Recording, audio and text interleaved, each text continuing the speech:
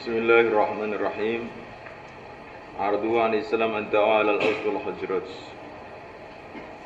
Penawaran Nabi alaihissalam, penawaran dakwah Nabi atas orang Aus dan Khazraj, penduduk Madinah. Wa kharaja Mun'im fi ad-dalail min tariqil Waqid an Sa'd bin Hubab an Yahya bin Ya'la qala Ali bin Abi Thalib radhiyallahu yawma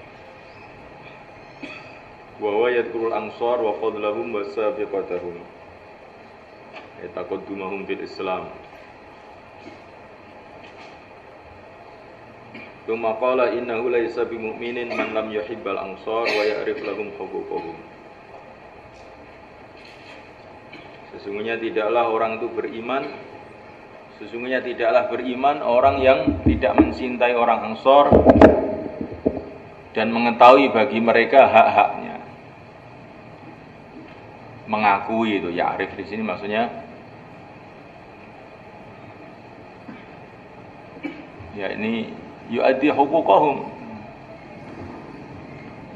Hum wallahi rabbul Islam kama yurabbal falau fi ghanaihim bi asyafihim. Mereka demi Allah telah memelihara Islam sebagaimana anak kuda dipelihara.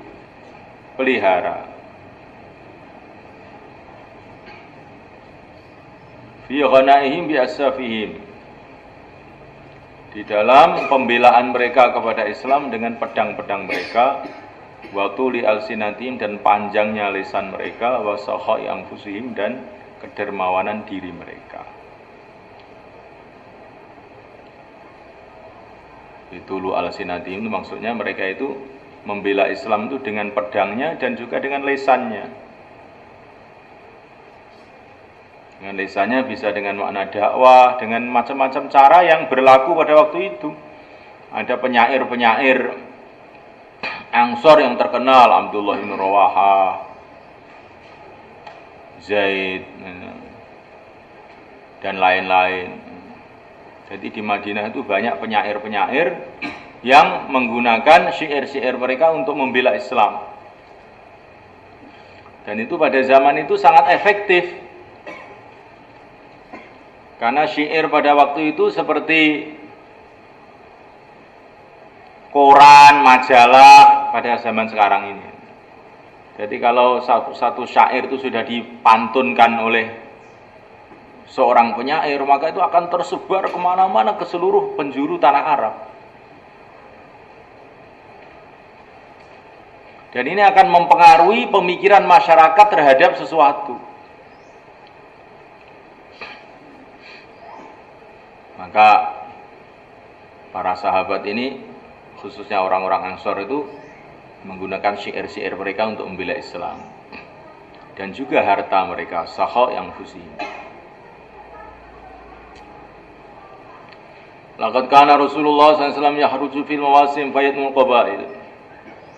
Adalah Rasulullah SAW keluar dalam musim-musim haji, maka dia mengajak kabilah-kabilah.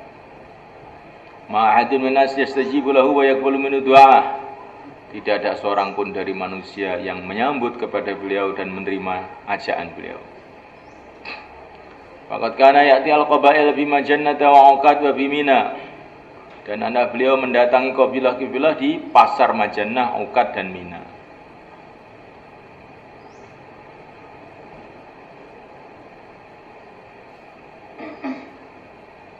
Ini pasar-pasar tahunan Arab. Jadi orang Arab itu punya pasar-pasar tahunan. Majannah, Uqad. Di pasar itu sebagai tempat perdagangan, tapi juga nanti sebagai arena perkenalan antara suku-suku dan juga digunakan untuk macam-macam pertemuan-pertemuan politik. Dan juga digunakan untuk perlombaan-perlombaan sastra. Jadi pasar Majannah, Uqad dan sebagainya itu fungsinya itu macam-macam. Jangan kamu kira pasar seperti pasar kita sekarang, bukan. Ini pasar itu didatangi oleh tokoh-tokoh Arab. nanti bicara masalah politik, masalah perang, masalah apa, perdagangan juga, perjanjian-perjanjian antara mereka, terus kemudian dipantunkan syair-syair, perlombaan mana syairnya yang terbaik. Jadi fungsinya itu sebenarnya kayak apa itu apa sekarang, nggak ada itu seperti itu. Ada gambaran. Sehingga pasar Majana Ukat itu betul-betul apa itu satu pertemuan besar untuk orang-orang Arab.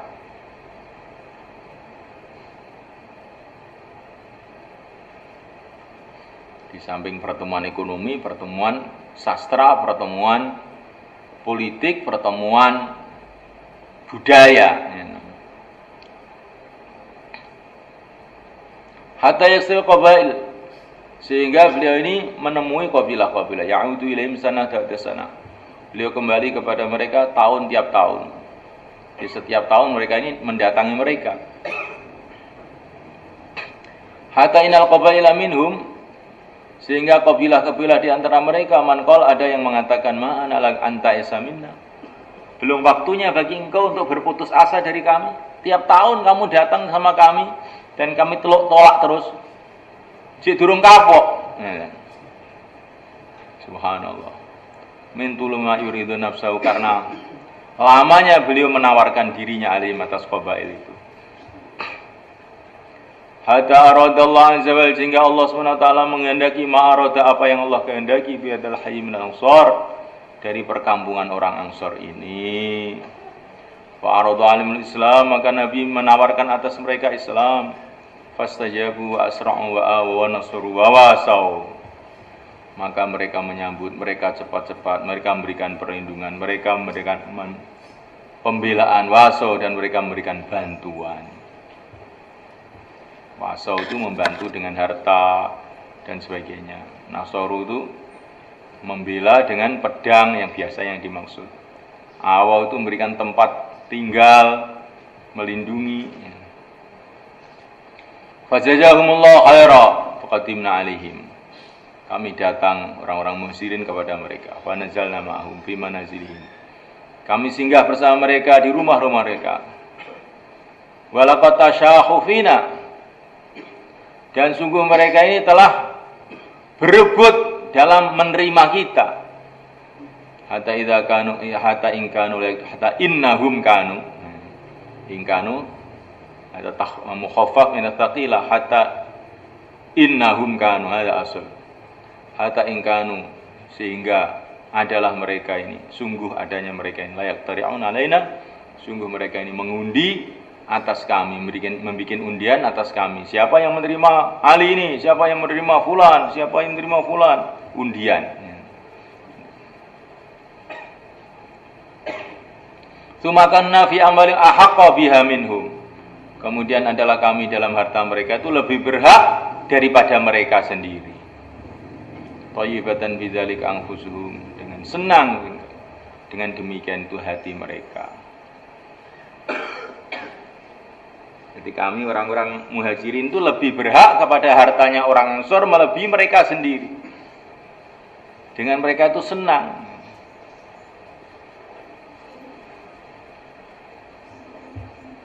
Suma badalu muhaja anfusihim, kemudian mereka mengorbankan jiwa raga mereka. Duna nabihim, untuk membela nabinya.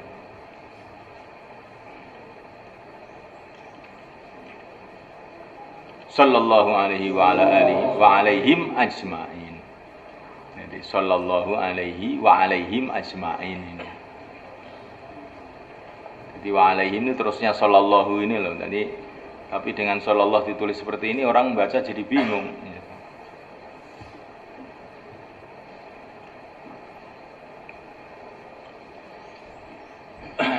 Kamu renungi betul-betul.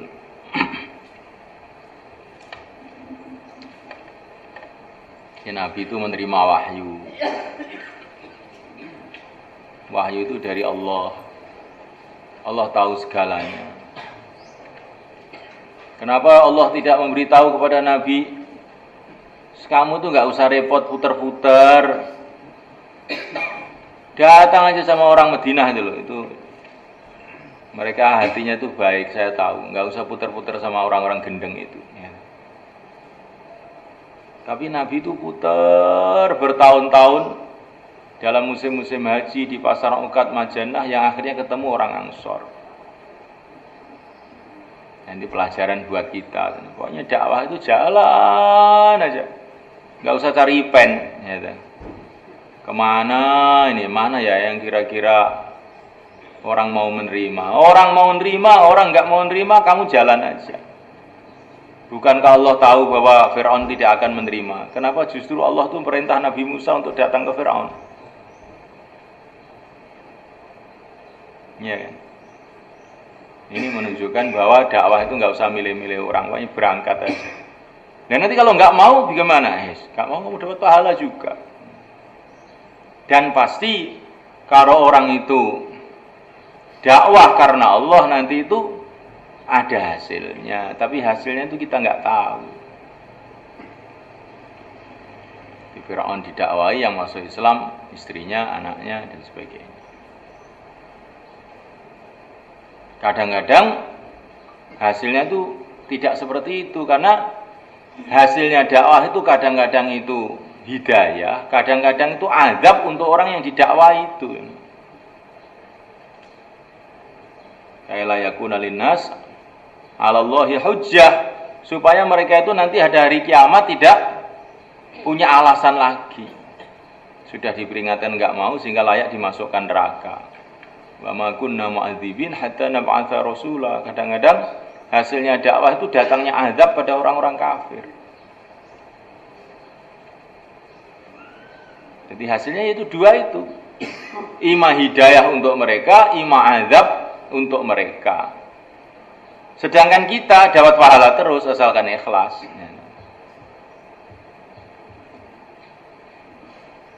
Jadi dakwah itu enggak resah, orang enggak nerima, orang nerima. Jalan aja terus.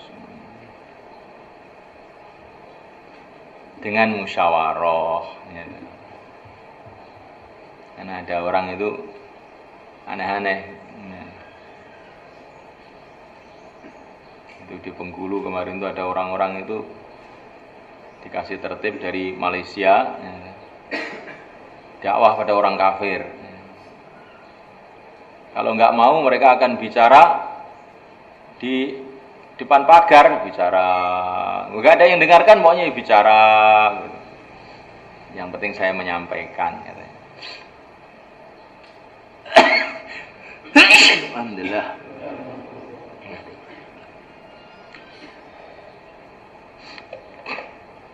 Ya kelihatannya itu kayak benar itu, pokoknya ya kita ini ya, Nabi itu dakwah sama orang kafir, ya saya ya dakwah orang kafir. Kalau dakwah sama orang Islam saja itu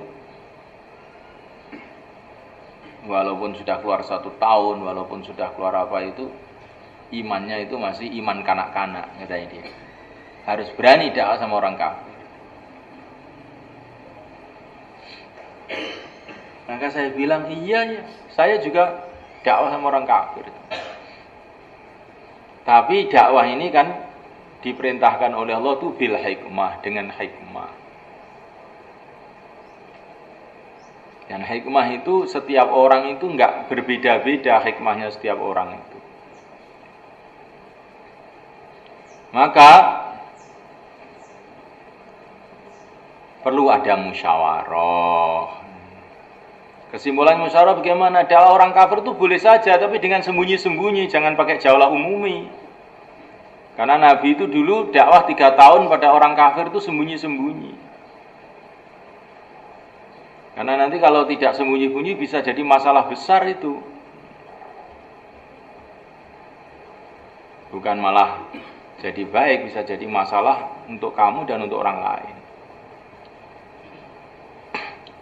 Nabi itu diutus untuk seluruh alam, tapi Nabi mengatakan, utrukutur kama tarokukum. Tinggalkan orang Turki itu selagi mereka tidak menyerang kamu. Nggak usah digarap orang Turki itu, biarin aja. Nabi itu seluruh alam kok malah melarang para sahabat untuk menggarap orang Turki. Gimana? Karena Rasulullah itu mungkin punya firasat, ini orang Turki ini orang ganas-ganas ini orangnya ini.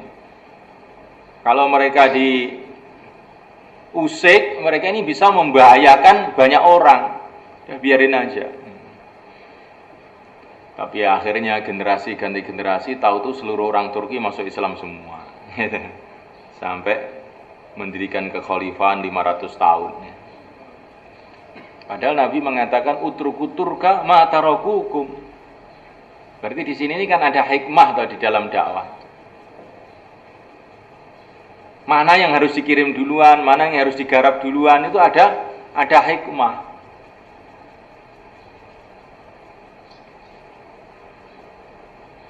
Ya, hikmah itu yang bisa punya hikmah itu orang yang siang malam memikirkan umat. Kalau orang itu nggak memikirkan umat, tidak punya khazanah pengetahuan mengenai kehidupan Nabi, maka perasaannya itu sudah benar tapi ternyata salah. Mau ya kan? Dakwah itu sama orang kafir. Kelihatannya yang benar tuh, ngomong Nabi ya siang malam dakwah sama orang kafir kan ya benar tuh. Lah memang pada zaman Nabi itu nggak ada orang Islam, ya tidak mesti dakwah kepada orang kafir tuh. Dakwah itu maksudnya apa? Dakwah itu maksudnya kan perbaikan. Nah, yang di depan kita itu yang rusak itu orang Islam loh sekarang. Ya, yang diperbaiki orang Islam. Apalagi kalau menurut fatwa Madzhab Ahmad, orang nggak sholat jadi dikatakan kafir. Maka yang pertama kali harus didakwah itu orang Islam. Lah Nabi dulu dakwah langsung sama orang kafir, ya memang adanya orang kafir. Nah kamu sekarang kok dakwah sama orang Islam, ya sudah 70 tahun orang Islam. Lah orang Islam itu 2 miliar ya. Sudah 70 tahun juga belum selesai, Temboro baru 10% yang mau keluar. Ya. Ini strategi dakwah ini orang Islam dulu diperbaiki. Setelah diperbaiki maka baru umat Islam itu bisa digerakkan kepada yang lain. Begitu caranya. Kalau tidak begitu nanti nggak bisa jalan.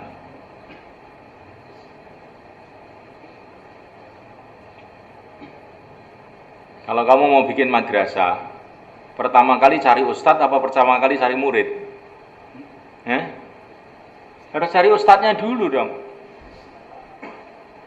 Nah, nanti kalau muridnya datang, ustaznya nggak ada bagaimana? Kan buyar lagi kan? Nah begitu juga kita ini mau menyiapkan masjid-masjid yang hidup amal, orang-orang yang mikir agama, sehingga nanti kalau negeri Cina masuk Islam nggak repot. Sekarang ini ada orang mu'alaf 10 datang ke Temboro, orang Temboro sudah bingung. Siapa yang ngasih makan? Toleh nggak ada yang mau ngasih makan. Siapa yang mau ngajari ngaji? Toleh nggak ada yang mau ngajari ngaji. Semua sibuk di sawah semua. Itu waktu Ramadan beberapa tahun yang lalu, itu ada orang Gunung Bromo itu 60 orang masuk Islam. Sak Jawa Timur sudah geger semua. Siapa yang nyunati? Mau cari dokter yang nyunati aja susah. Siapa yang ngajari wudhu? Toleh, saya repot pak, saya repot ini. Ngajari wudhu aja nggak ada. Padahal di Indonesia, bagaimana di lainnya? Jadi dakwah itu difokuskan kepada orang Islam dulu. Kalau tidak nanti itu jadi repot.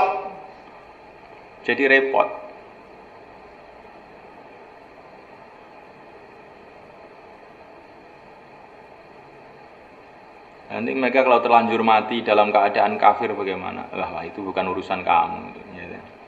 Orang itu mati kafir, mati iman bukan urusan kamu. Yang urusan kamu itu dakwahlah dengan hikmah. Innal ladzina sabaqat lahum minnal husna ulaika anha mub'adun. Siapa yang akan masuk neraka, masuk surga itu sudah urusan. Ini bukan urusan manusia. Tapi kita ini Nabi itu dakwah di Mekah. Apa Nabi pernah ngirim jamaah ke Jawa? Ngirim jamaah ke Jawa enggak? Terus apa orang-orang Jawa yang mati pada zaman Nabi itu tanggung jawab Nabi begitu? Iya. Ya enggak bisa begitu. Nabi telah berbuat apa yang beliau mampu buat pada waktu itu. Sahabat telah berbuat apa yang mereka buat. Adapun belum sampai ke Jawa, ya urusannya wong Jawa yang nasibin rokok. Gitu.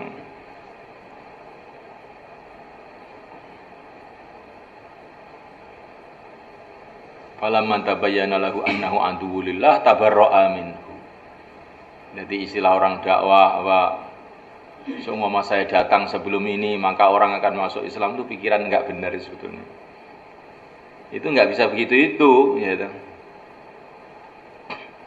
Itu bukan tanggung jawab kita. Tanggung jawab kita ini usaha sekuat tenaga untuk mendakwahkan agama. Tapi jangan kamu mengatakan, wah seumpama saya datang awal kepada mereka ini, mereka masuk Islam, masuk surga, tapi saya terlambat, maka mereka tidak masuk surga. Oh tidak seperti itu.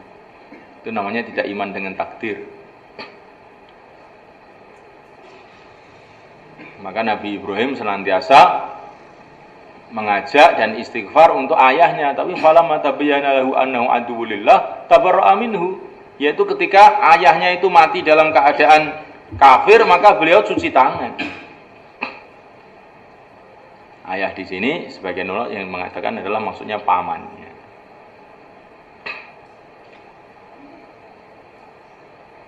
Karena apa? Dalam Quran dikatakan itu qala li abi azar.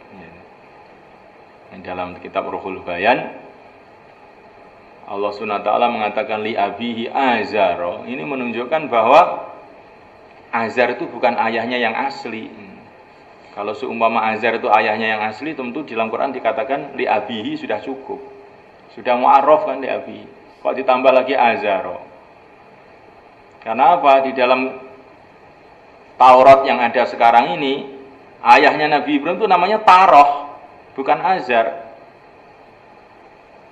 Maka seolah-olah itu isyarah itu. Li abi Azar itu bukan ayah asli, itu katanya dalam Ruhul Bayan itu. Wallahu a'lam bishawab wa ilaihil ma'ab.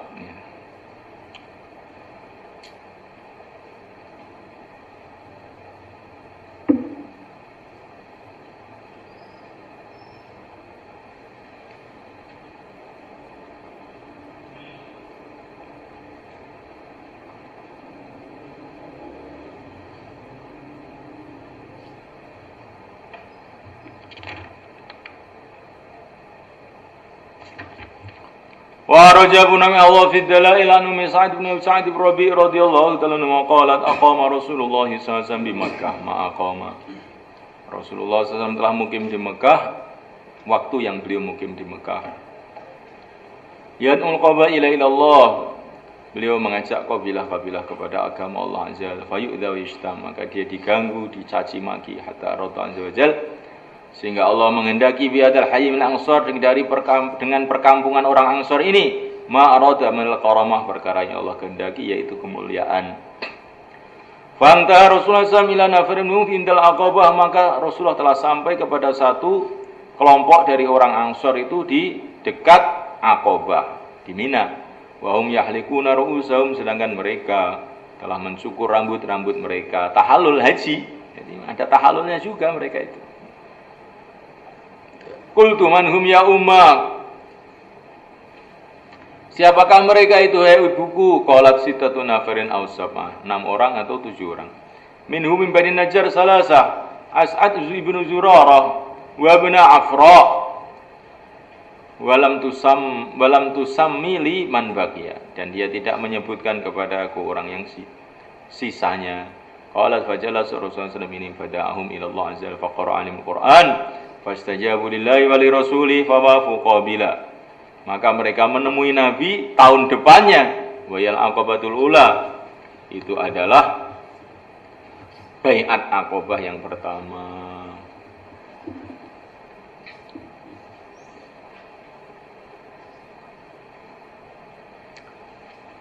Tsumma kanat al-aqabah al-akhirah, kemudian ada bai'at Aqabah yang akhir. Qultu li Ummi Sa'ad, "Wa kam kana Rasulullah aqama bi Makkah?" Berapa tahun Rasulullah mukim di Makkah? Qalat, "Ama sami'ta qala Abi Sirmah, Qais bin Abi Anas radhiyallahu anhu." Apa kamu tidak mendengar perkataan Abi Sirmah Qais bin Abi Anas radhiyallahu anhu? Qultu, aku mengatakan, la adri, maqal. Aku tidak tahu apa yang dia katakan. Fa ansyadatni, maka dia melantunkan kepada aku qaulahu, kata-kata Abi Sirmah. Tawa fi Quraisyin bid'a asyrata hijjatan yudzakiru laula qasadiqan muwatiya. Kayak ini apa itu dasar sejarahnya beliau ini adalah syair-syair ini. Jadi, lo kamu nggak pernah baca itu loh kata-katanya Abi Sirmah itu toh? Apa itu saya nggak tahu. Nah ini loh syairnya. Jadi orang Arab itu syair-syair yang cerita sejarah-sejarah, cerita kejadian-kejadian itu apal sampai perempuan-perempuan gitu. Tawafi Quraisyin, baginda Nabi tinggal di kalangan orang Quraisy bin asyrata hijjatan, lebih 10 tahun. Yudzakiru, dia memberikan peringatan, laulaqa, dengan harapan dia menemukan shadiqan muwatiya, teman yang mau membantu. Wadakrul abyad kama sa'at fi bab nusrah min hadisin Abbas radhiyallahu taala anhuma. Masya Allah. 13 tahun di Makkah, 10 tahun di Madinah.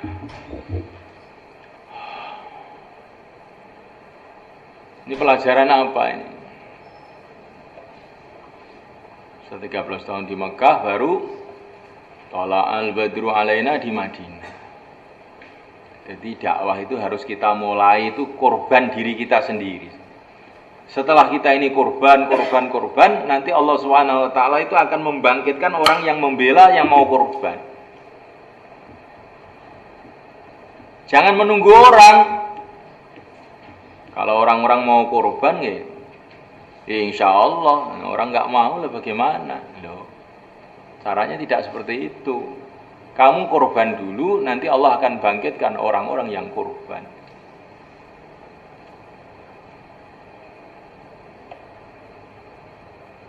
Apa ya, Wan?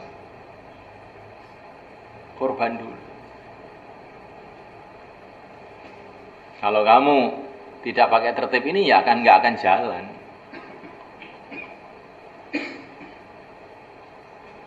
Siapa yang pertama kali dakwah? Ya Rasulullah sendiri. Siapa yang pertama kali gerak? Ya beliau sendiri. Siapa yang pertama kali korban? Ya beliau sendiri. Nah kita ini juga begitu. Kalau kamu ingin menghidupkan agama, ya korban dulu. Nanti baru Allah bangkitkan orang-orang korban.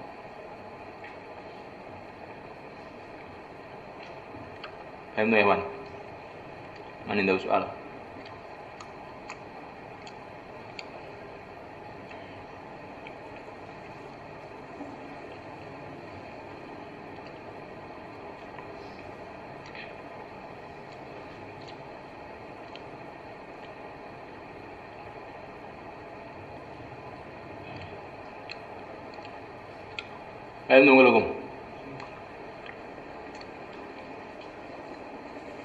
Kitab Hayatus Sahabah itu kalau dibaca orang yang tidak dakwah itu, kitab ini sepertinya itu biasa aja, simple.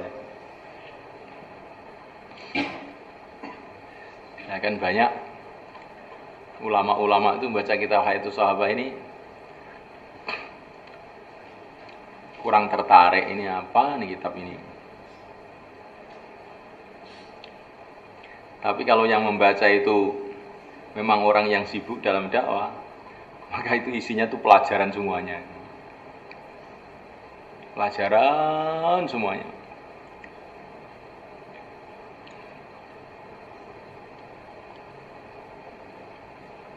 Bagaimana mengusaha agama.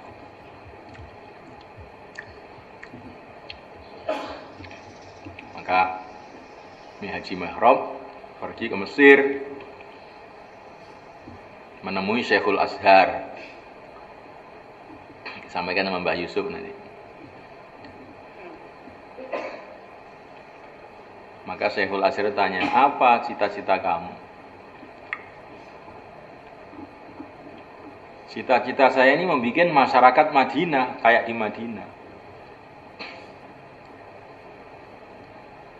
Katanya Haji Mihrab. Haji Mihrab, kalau kamu Syekh, apa cita-citanya? Oh, sama dengan kamu. Saya ingin bikin masyarakat seperti Madinah. Oh, sama berarti ya? Sama. Tapi kata Haji Mihrab, tapi jalannya tidak sama. Jalan saya dengan jalan kamu tidak sama. Cita-citanya sama, jalannya tidak sama. Apa bedanya? Kalau kamu itu ingin wujudnya Madinah, langsung ke Madinah. Kalau saya itu ingin wujudnya Madinah lewat Mekah dulu. Karena wujudnya Madinah itu setelah wujudnya Mekah. Maksudnya apa? Ya, korban dulu, mujahadah dulu, dakwah dulu, hijrah dulu, menderita dulu.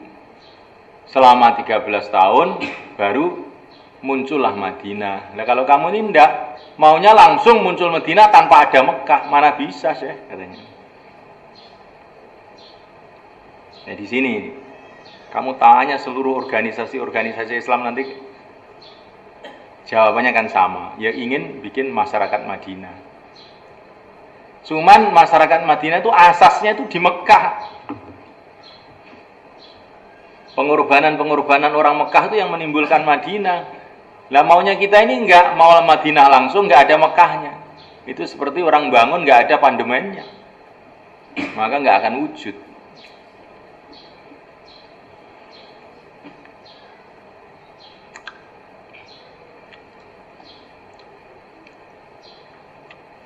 Apa ya kan?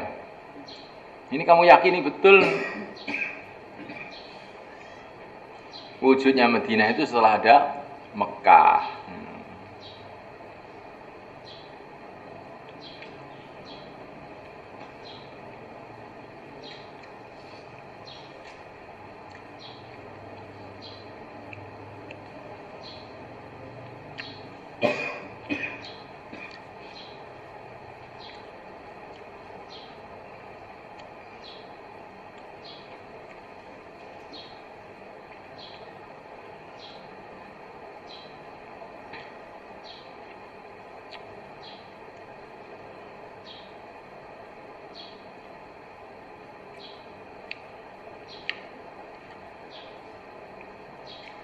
Ada orang masuk pasar, maka di situ itu dia ini heran, orang baru pertama masuk pasar. Dia duduk aja di pasar itu berhari-hari, heran ya. Ajib pasarnya, betul-betul aneh. Tiap hari mesti ada beras terus, ada gula terus, nggak ada habis-habisnya. Dari jin mana yang mendatangkan ini? Tiap hari ada baju terus, dibeli orang tuh nggak ada habis-habisnya, ada aja terus. Mobil juga begitu, dibeli orang tiap hari nggak ada habisnya. Ini pasar, ini betul-betul ajaib pasar. Kamu itu yang ajaib tuh kamu itu. Ini wujudnya pasar seperti ini karena tiap hari itu petani-petani sudah di sawah sana ngirim hasil pertanian ke sini, hasil tebu dikirim ke sini, pabrik mobil dikirim ke sini, akhirnya ini nggak ada habis-habisnya. Coba kalau petani itu berhenti, nanti kan pasarnya berhenti semua, nggak ada beras di pasar.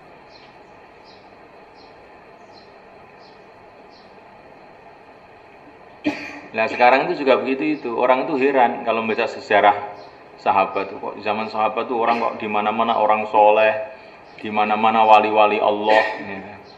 Zaman sekarang ini kok sulit sekali.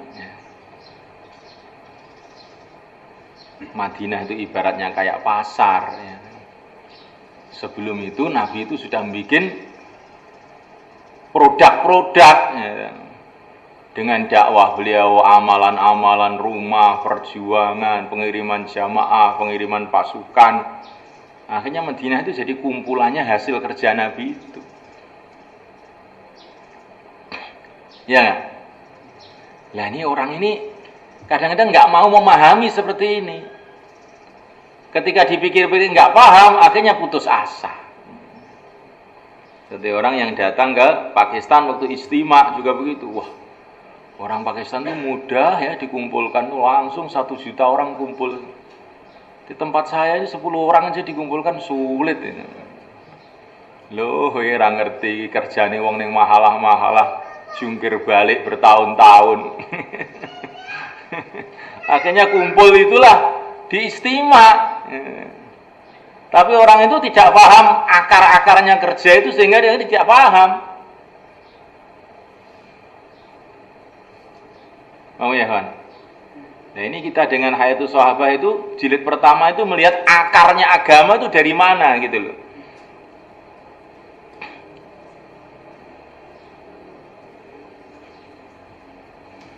Kiai mana saja kalau ditanya pengen punya pondok yang santrinya banyak, alim-alim.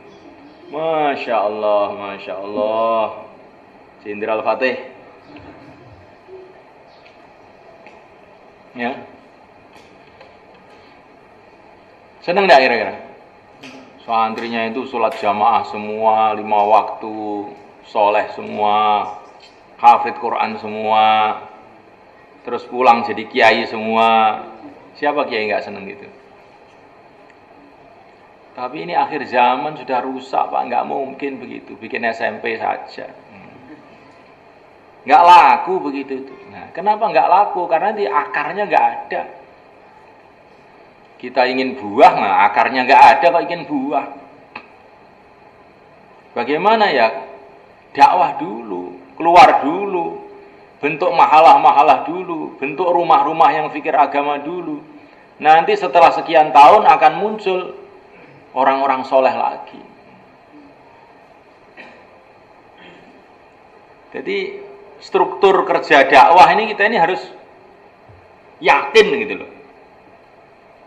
Jadi kerja dakwah itu ya harus seperti yang dicontohkan Nabi itu untuk membangun umat ini. Kalau tidak sesuai dengan itu nggak akan berhasil.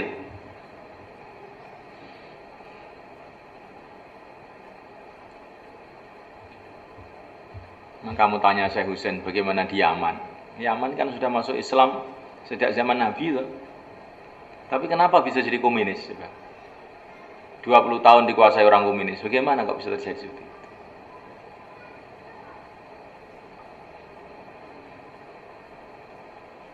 Nah, ya karena umat nggak di akar-akar yang sudah ada itu tidak dirawat, akhirnya pada kering, akhirnya buahnya kering juga. Tuh. Akar agama itu ada di rumah-rumah, ada di musola-musola, ada di gunung-gunung. Dalam kehidupan masyarakat bawah itulah akar agama di situ.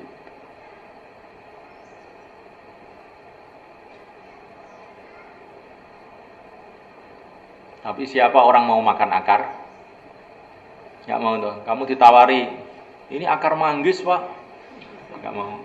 Akar mangga? Nggak mau. Kalau mangganya, oh iya. Nah sekarang itu begitu itu. Akarnya agama itu dakwah. Tapi kalau ditawari dakwah, mengkiriin.